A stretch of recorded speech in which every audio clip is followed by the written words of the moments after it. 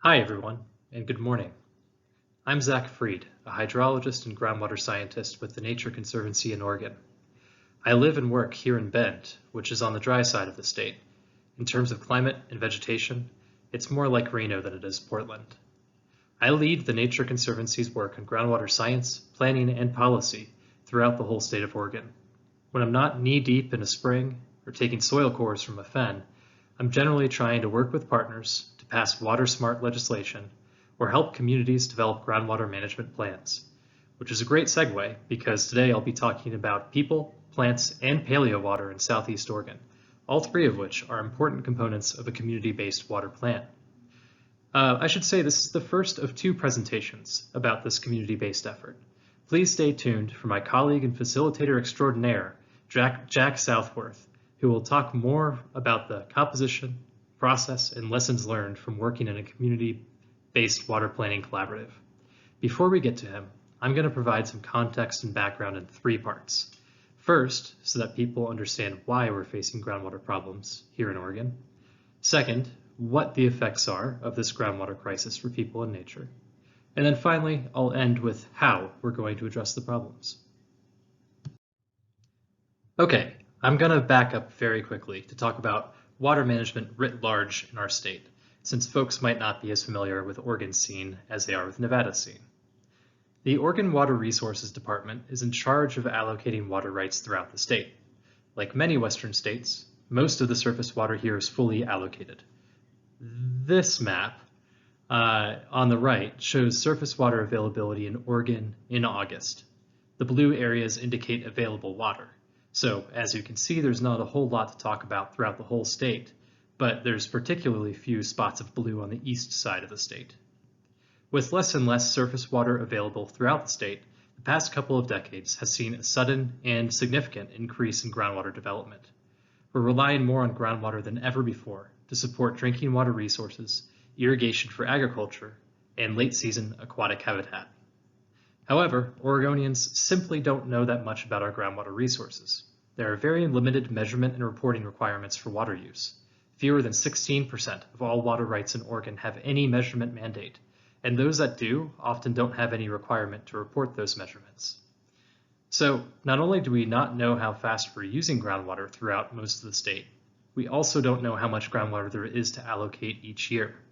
To find that information, we need detailed, modern hydrogeologic studies and a clear understanding of the amount of recharge that is infiltrating into our aquifers. The primary source of that information is from thorough, exhaustive groundwater studies by Oregon's Water Resources Department and the U.S. Geological Survey. However, of the 21 administrative basins outlined here in this map, only 3 of them have modern groundwater studies. To be fair, a 4th will come out soon in 2021, but still, we only have a fraction of the state covered in terms of having reliable information. So, to summarize, we're relying more on groundwater than ever before, but we don't really know how much we have available to use, and we don't really know how fast we're using it. These 3 conditions have combined to create a groundwater crisis in the Harney Basin in Southeast Oregon. Now, just to get us oriented really quickly, the Harney Basin is pretty huge, but sparsely populated. It's bigger than some states, like Rhode Island, but it has fewer than 10,000 people. Most of the basin receives around 10 inches of precipitation per year, but quite a bit more falls in the higher elevation portion of the basin to the north and the south. It's an endorheic, or terminal basin, so all water flows to either Harney or Malheur lakes, both of which are right in the center of the basin. At the terminus of the basin is the Malheur National Wildlife Refuge, which is a popular outdoor recreation destination, and it's absolutely amazing for bird watching. The whole valley bottom of this basin is a critical stopover point on the Pacific Flyway for migratory birds. So if you're into that kind of thing, I strongly recommend a spring or fall visit. Finally, and I'll talk a little bit more about this later, and you can't really see it because my face is covering it, the economic foundation of the basin is irrigated agriculture, and in particular, alfalfa. Okay, so I've talked about groundwater in Oregon writ large and oriented us to where the Harney Basin is. Let's finally cut to the chase and talk about the problem that the Harney Basin is facing. These are two kind of tiny figures. You don't need to strain your eyes to see them. I'll describe what both of them mean. The bottom left figure shows the amount of groundwater irrigated acreage over time. The blue bars indicate new irrigated acres for each year, while the line shows the cumulative amount of irrigated acres over time. Then the x-axis, of course, is time. As you can see, in the late 1970s, groundwater irrigated acreage really started to increase, and that trend only accelerated in the late 1990s and early 2000s. By about 2015, it became clear that groundwater had been over-allocated in the basin, so we're withdrawing more than is infiltrating on an annual basis. Our best estimates indicate that the annual discharge is about 1.5 times the annual recharge, and for people who like to deal in magnitudes, the Harney Basin is roughly 140,000 acre-feet per year over-allocated. However, that's not evenly distributed across the basin. It's a huge basin, remember? There are several hotspots where geologic characteristics and the rate of pumping have created significant cones of depression. One of these, near the center of the basin, is called Weaver Springs. This well hydrograph in the bottom right figure shows water table elevations in a series of monitoring wells near the Weaver Springs area. The y-axis is mean feet above sea level, or feet above mean sea level, and again, the x-axis is time. In the Weaver Springs area, we've seen more than 80 feet of decline in the past 2 decades. So, we have abundant evidence that there is a problem. What does that actually mean for people and nature? I'm guessing that many of you in the audience are already familiar with this story, but it's worth reiterating. The aquifer declines are affecting drinking water supplies, they're impacting groundwater-dependent ecosystems, and they're threatening the ranching economy and culture that characterizes the basin.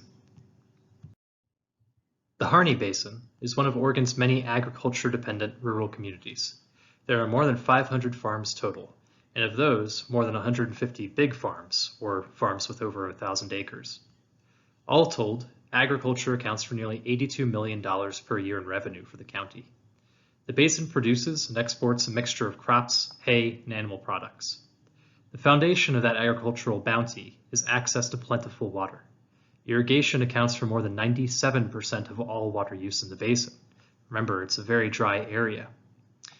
Producing huge amounts of crops takes more than just land, it takes lots of water. All other water use, including municipal, accounts for the remaining 3% of that water budget. For many families in the basin, it's worth saying that ranching and farming aren't just a way to make money. These are activities that are deeply ingrained in their culture and heritage for generations. In some cases, ranchers have been working the same land as their fathers and grandfathers all the way back to original homesteaders. These water demands are only increasing under future projected climate conditions. Most estimates show that even if not a single additional field is irrigated or a single additional well is drilled, water demand in the Harney Basin will increase by 11 to 15% due to the warmer temperatures and drier summers. We also know that future water supply is supposed to decrease. Precipitation will fall as rain rather than snow, meaning less surface water will be available for irrigation when it's most needed. Increasing demand and decreasing supply are going to exacerbate issues in an already unbalanced system. The problem isn't just an economic one. There are public health impacts as well. The vast majority of the residents in the basin rely on groundwater for drinking water. Although some community members have access to the Burns or Hines municipal water supply, which is a groundwater-fed municipal water supply, many of the residents rely on domestic wells. As the water levels drop in the aquifer, domestic wells are becoming less productive or failing entirely. And declining availability isn't the only problem either. As residents are trying to drill deeper or drill new wells in search of productive drinking water, some are finding unusable water. It turns out that as the aquifer levels decline, the deeper remaining water is becoming contaminated with arsenic. According to the Oregon Health Authority, more than 1 in 4 wells tested above the safe drinking water standard for arsenic. A more recent domestic well study led by the Oregon State University last year showed that 1 in 3 survey respondents have either drinking water quality or quantity problems. Let's switch gears a bit and talk about ecological impacts. There are nearly 3,000 mapped springs in the basin, and that's an underestimate. One day, in a casual hike along a well-traveled trail in Malheur National Wildlife Refuge, I stumbled across 5 previously unmapped springs. These springs offer a huge suite of services and benefits to people and nature in the basin. Spring habitats offer the highest biodiversity per area of any other habitat in the entire American West. They are often the only sources of perennially flowing water, which become more important, of course, in drier landscapes. And nearly all of the streams in the Harney Basin that flow year-round do so because of springs and groundwater inputs, including streams that support the Malheur Lake's red-band trout.